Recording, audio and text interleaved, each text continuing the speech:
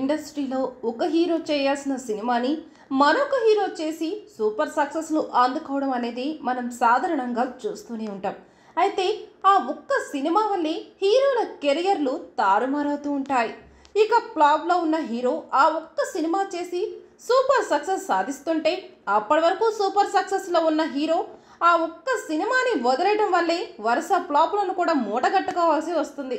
ఇక ఇదిలా ఉంటే సందీప్ రెడ్డి వంగ దర్శకత్వంలో రణబీర్ కపూర్ హీరోగా వచ్చిన యానిమల్ సినిమా సూపర్ సక్సెస్ అయింది. అయితే ఈ సినిమాలో రణబీర్ కపూర్ నటన అద్భుతంగా ఉండటమే కాకుండా తనకంటూ ఒక సపరేట్ ఇమేజ్ను కూడా ఏర్పాటు చేసుకున్నాడు.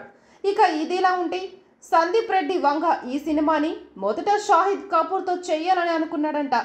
ఎందుకంటే సందీప్ రెడ్డి వంగ తీసిన అర్జున్ రెడ్డి సినిమాని బాలీవుడ్లో కబీర్ సింగ్ పేరుతో షాహిద్ కపూర్ను హీరోగా పెట్టి చేశాడు.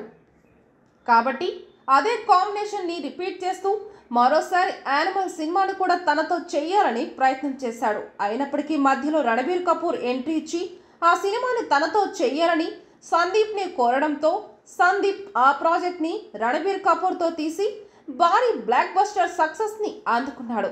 అయితే ఈ సినిమా 900 కోట్ల వరకు కలెక్షన్లు రాబట్టి గత సంవత్సరం రిలీజ్ అయ్యి భారీ సక్సెస్లను అందుకున్న సినిమాల్లో యానిమల్ సినిమా కూడా ఒకటిగా నిలిచింది.